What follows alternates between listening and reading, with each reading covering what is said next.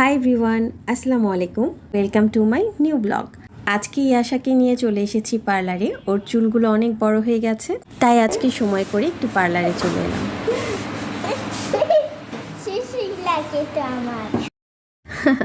ছোটবেলায় ও চুল কাটার সময় অনেক কান্নাকাটি করতো, চিৎকার করতো। ওর জন্মের পর থেকে যতবার চুল কাটা হয়েছে সবটাই আমি কেটে দিয়েছি।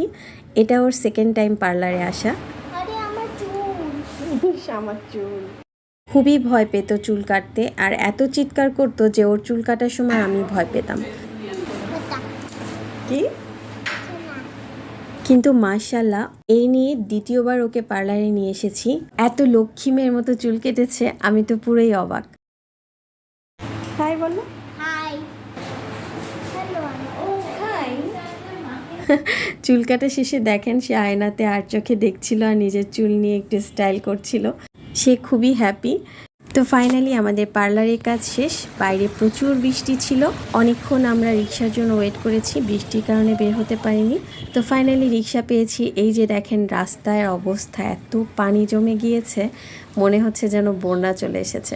তো যাই হোক, এখন বাজে 9:45। আমাদের প্রচুর ক্ষুধা লেগেছে, তাই ভাবছি আমরা কিছু খাবো। যেতে যেতে আমরা তিনজনকে একটি সেলফিতে নিয়ে নিলাম, আর পাশে যাকে দেখতে পাচ্ছেন সেটা আমার ফ্রেন্ড। তো ফাইনালি আমরা একটা হোটেলে চলে এসেছি, নাম সৌদিয়া। এখানে অনেক রকম খাবার রান্না করা আছে। প্রায় 10টা বেজে গেছে, তাই আমরা ভাবলাম অন্য হাবিজাবি কিছু না খেয়ে আমরা রাতের ডিনারটাই এখানে করে ফেলি। তাই আমরা মজার মজার কিছু আইটেম নিয়ে খাওয়া শুরু করে দিলাম।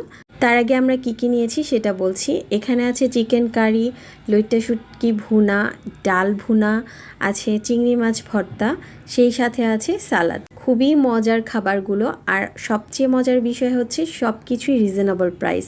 আমি এখানে আগেও অনেকবার খেয়েছি, বাট আমার ফ্রেন্ড আজকে ফার্স্ট খাচ্ছে, তো একটু পরে ওকেও জিজ্ঞাসা করব যে ওর কাছে টেস্ট কেমন লাগছে। তো আমি ভর্তা দিয়ে খাওয়া শুরু করে দিলাম। খুবই মজার, যেহেতু আমি আগেও খেয়েছি আমি জানি। আমি আমার ফ্রেন্ডকে জিজ্ঞাসা করলাম যে ওর কেমন লেগেছে। ও বলছে ওর কাছে খুবই মজা লাগছে, সব খাবারই খুবই টেস্টি। আর ও একজন ফুড ব্লগার, ও খুব ভালো রিভিউ দিতে জানে, কারণ ওর একটা পেজ আছে নাম মাই ফুড ফ্যান্টাসি। আপনারা চাইলে ওর পেজটা ভিজিট করে আসতে পারেন। তো আমাদের খাওয়া দাওয়া খুব মজা করে শেষ। তো পাশাপাশি আমি কিন্তু ইয়াশাকে খাইয়ে দিয়েছি। আপনারা আবার কেউ ভাববেন না যেন যে আমি ওকে না খাইয়ে একা একা খেয়েছি। তো যাই হোক, খাওয়া দাওয়া শেষে এই যে মজার চা, এই চাটা আমার খুবই পছন্দের, খুব ভালো লাগে আমার। চা খাওয়া কিন্তু আমার মোটেও অভ্যাস না, কিন্তু ফ্রেন্ডদের সাথে কোথাও ঘুরতে আসলে বা কোনো আড্ডাতে চা খেতে আমি খুবই পছন্দ করি। আশা হাই দিল ঠিকই, কিন্তু এখন বাই বলার সময় এসেছে। সবাই ভালো থাকবেন, সুস্থ থাকবেন। আমার ব্লগ কেমন লেগেছে